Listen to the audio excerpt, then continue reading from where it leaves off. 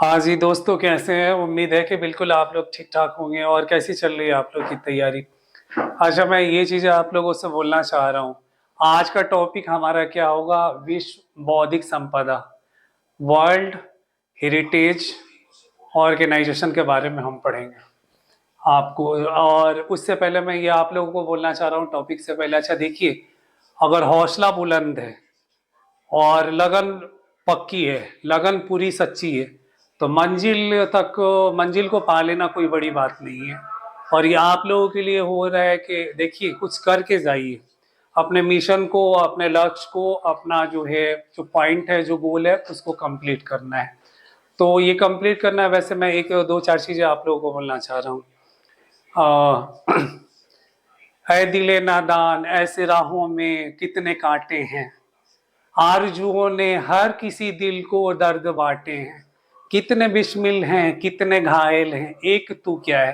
तो ये चीजें जो है ना, अपने को स्ट्रांग लेके चलिए। तो ऐसा नहीं है, हर इंसान की लाइफ में जो है ना, और जो इंसान सफल होता है ना, उसके पीछे कुछ ना कुछ रीजन होता है, दर्द होता ही होता है।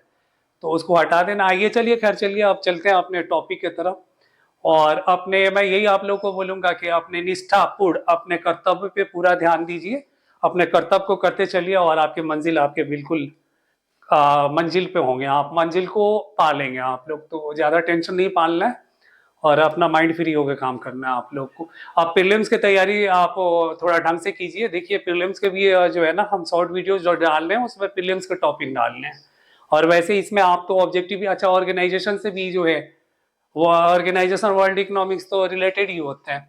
तो उससे बहुत सारे ऑब्जेक्टिव क्वेश्चन बनते हैं, बहुत सारी चीजें होती है। तो थोड़ा सा आप लोग इसको वाचिंग कीजिए, और फिर अपने चैप्टर को, अपने टॉपिक को, हमारी वीडियोज वाचिंग करने के बाद आप लोग बुक्स को खोलिए और पूरे देखिए आप लोग। फिर आप लोग देखिए, आप लोग खुद समझ में आ जाएगा कि क्या है, कैसे करना है, नहीं करना। वो ऑटोमेटिक आप लोग को डे बाई डे आप प्रोग्रेस के अकॉर्डिंग आप चले जाएंगे। चलिए चलते हैं। विश्व बौद्धिक संपदा। विश्व बौद्धिक संपदा, इसकी स्थापना कब हुई थी? 1967 में हुई थी। इसका मुख्यालय कहाँ है? आपको जिनेवा स्विट्जरलैंड में है। सदस्य देश इसमें कितने हैं? 193 है। ठीक ना। यूएनए की एक स्वेच्छता विश्व पोषीय एजेंसी है। वित्तीय पोषीय एजेंसी मतलब फाइनेंस का। ये यूएन, इसकी फाइनेंस जो है आपको कहाँ से आता है? यूनाइटेड नेशन के जो है जितने भी मेंबर्स हैं, जो अस्थाई मेंबर्स हैं और अस्थाई मेंबर्स हैं, उनके अकॉर्डिंग इनको फंड दिया जाता है। ठीक है। तो ये स्वेता मतलब स्वतंत्र वित्त पोषीय एजेंसी है। किसकी? यूएनओ की। बौद्धिक संपदा सेवाओं, नीति, सूचना और सहयोग के लिए एक वैश्विक मंच है। मतलब ये वर्ल्ड के लेवल पर जो बोला है ना, एक वर्ल्ड ऑर्गेनाइजेशन है। और वर्ल्ड मंच पे जो है ना, इनकी चर्चा और विमर्श और चर्चा और इनका सब सारी जो है विश्व आपत्ति, जो बोला जाए वैदिक संपदा, विश्व वैदिक संपदा के बारे में चर्चा होता है। ईयरली होता है, यहाँ पे सबमिट होती है। तो हर जगह पे होता है। बहुत सारी जैसे आपको मैं बताऊं, सिंगापुर में इसकी ज्यादातर अब तक देखा जाए तो सबमिटें हुई हैं।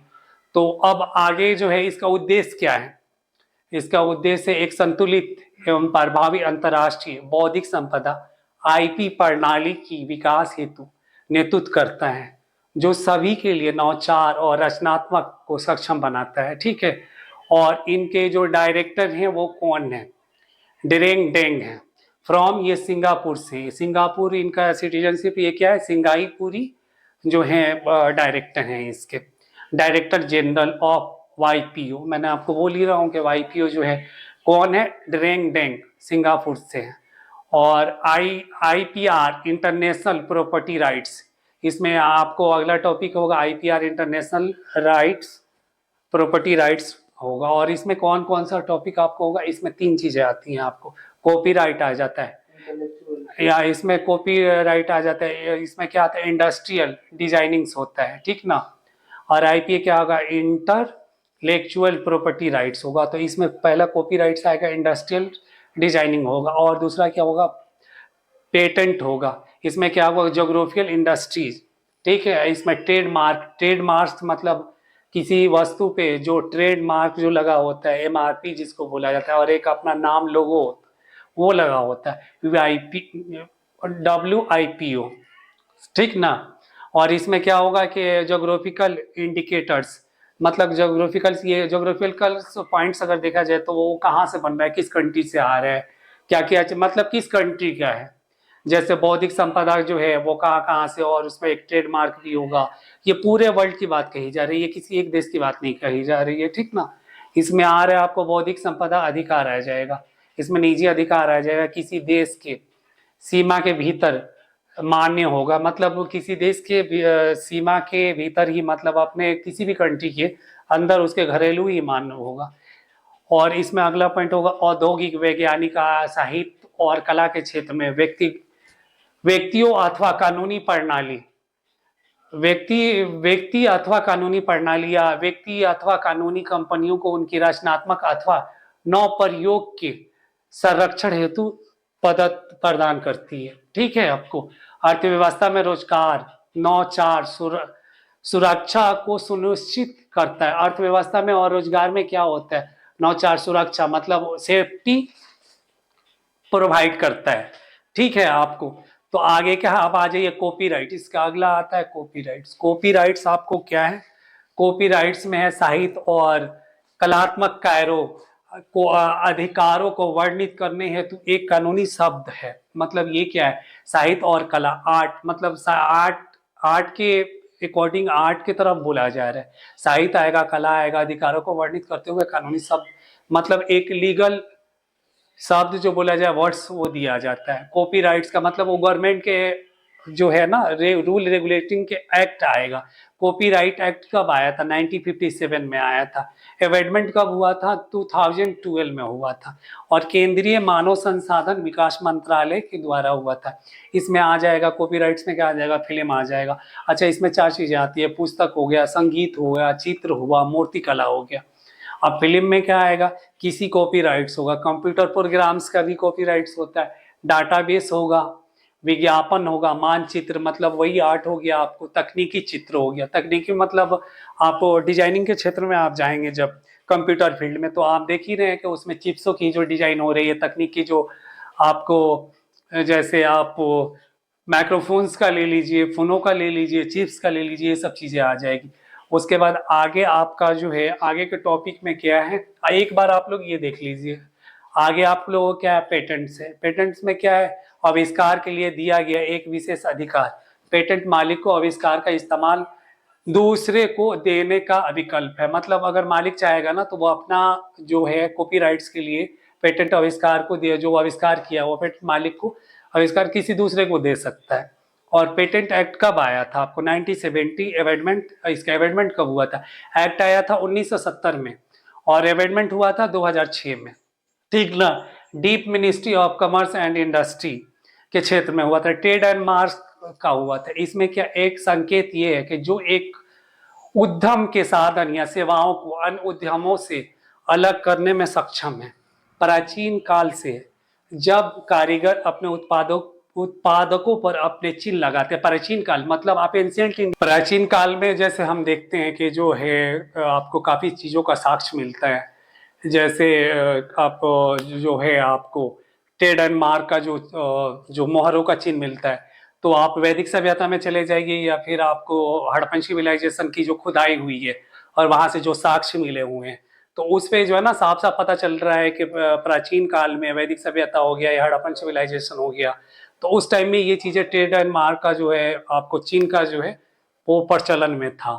तो और ट्रेडमार्क एक्ट आपको 1999 में 1999 में जो है ना पारित किया गया था, ठीक है। आपको deep ministry of commercial and industry के थ्रू जो इसको पारित किया गया है।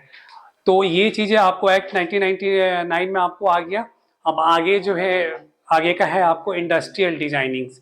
इंडस्ट्रियल डिजाइनिंग्स में क्या होगा, आपको लॉ डिजाइनिंग्स एक्ट 2000 में आया था, ठीक है। 2000 में लॉ डिजाइनिंग्स एक्ट आया था और एक लेख के समाजवादी या सौंदर्य संबंधित पहलुओं का गठन किया गया था। मतलब साम्राज्यवादी कैपिटलिज्म, आपको बोला गया ना मार्केट आ गया, कैपिटलिज्म को जो बोला जाए होड़ और उसको पकड़ना, सौंदर्य मार्केट के कंपटीशन करना, जैसे प्रतियोगिता, बहुत सारी चीजें आप देखते ही हैं। आपको मिस इंडिया हो गया, मिस यूनिवर्स हो गया, मिस वर्ल्ड हो गया, सौंदर्य में तरह तरह से जो कंपटीशन होते हैं, जो प्रतियोगिता निकलती है, तो उस मार्केट की बात कही जा रही है, ठीक ना। इसी में एक डिजाइनिंग में 3 आयामी विशेषता शामिल हो सकती है, ठीक ना। मिनिस्ट्री डीप, मिनिस्ट्री कमर्शियल एंड इंडस्ट्री, इसमें क्या है, इसमें डिजाइनिंग के 3 आगामी विशेषताएं शामिल हो सकती है। इसमें कौन कौन सा है? पहला आपका लेख आकृति या सतह, दूसरा है 2 आयामी सुविधा है, और तीसरा है पेटर्न रेखाएं इत्यादि, पेटेंट रेखाएं या रंग इत्यादि है इसमें आपको, ठीक ना। उसके बाद तब आएगा ज्योग्राफिकल, उसके बाद आपको अगला पॉइंट आ जाएगा ज्योग्राफिकल इंडिकेटर्स। मतलब इसमें क्या होगा, ज्योग्राफिकल इंडिकेटर्स में law geography indications of goods act, ये कब पारित हुआ था? 1999 में पारित हुआ था। लॉ ज्योग्राफिकल इंडिकेशन, तो ये जो है आपको 99 में पारित हुआ था इस एक्ट को। इसमें क्या क्या आपको आता है? इसमें आता है माल पर उपयोग किए जाने वाले सभी वस्तुओं को दायरे में लाना था। कैसा माल? अब इसमें कैसा माल होगा? विशिष्ट भौगोलिक उत्पाद अथा गुण प्रतिष्ठा या विशेषताएं, ठीक ना। इसमें क्या है, गुण विशेषता और प्रतिष्ठाएं का जो है मार्क होगा, उस पर लिखा होगा कि हमारे ये वस्तु में ये गुण है, ये विशेषताएं हैं। तो इसके लिए ये पारित किया गया था। साजो सामान पे जो बहुत सारी चीजें आप देखते हैं ना, उस पर मैन्युफैक्चरिंग डेट होता है, एक्सपायरी डेट होता है, उसकी क्वांटिटी होता है, उस पर जो है उसकी गुड्स एंड बैड कि कैसा होता है, तो उस तरह मार्केट में वो चलता है, ठीक है। फिर आपको आ जाए इसमें आएगा मिनिस्ट्री डीप, ministry of commerce and industry आ जाएगा। सामान्यतः एक भौगोलिक संकेत माल की आयात के स्थान पर शामिल किया गया है, मतलब इनके नाम पे शामिल किया गया है, भौगोलिक संकेत के नाम पे। वही जो संकेत आपको बोल ही रहा हूँ कि एक संकेत एक चिन्ह के नाम पे। तो लॉ ट्रेडमार्क एक्ट 99, वही आपको ट्रेड सेक्टर्स में गोपनीय सूचना और आईपी अधिकार हैं जिन्हें बेचा या लाइसेंस दिया जाता है। मतलब कौन बेचेगा, कौन लाइसेंस देगा? गवर्नमेंट देगी। और गोपनीय सूचना और आईपी अधिकार, मतलब वो आपने देखा ये आईपी एड्रेस जो नेट पे आप जब काम करते हैं या फोनों पे काम करते हैं, और सूचना गोपनीय, जैसे आपको साइबर फील्ड्स के हो गए, या फिर गवर्नमेंट की तरफ से जो दिया जाता है, या साइबर क्राइम्स हो जाते हैं, तो उसमें जो जैसे किसी चीज को आपको ट्रेस किया जाता है कि ये अभी इस टाइम में कहाँ है और क्या है। बहुत सारी ये हाई लेवल की जो क्राइम होती है उस लेवल पे जो जाते हैं, या फिर आपको नेट के थ्रू जो क्राइम्स होता है, तो उस पर ये सब चीजें आता है। उसके बाद आगे का पॉइंट आ जाएगा मिनिस्ट्री डीप, ministry of commercial and industry. इसमें क्या होगा, गुप्त जानकारी का अधिग्रहण, उपयोग या प्राकृतिक दूसरे के द्वारा ईमानदार वाणिज्यिक पहलुओं के विपरीत एक अनुचित व्यवहार और व्यापार गुप्त संरक्षण का उल्लंघन है।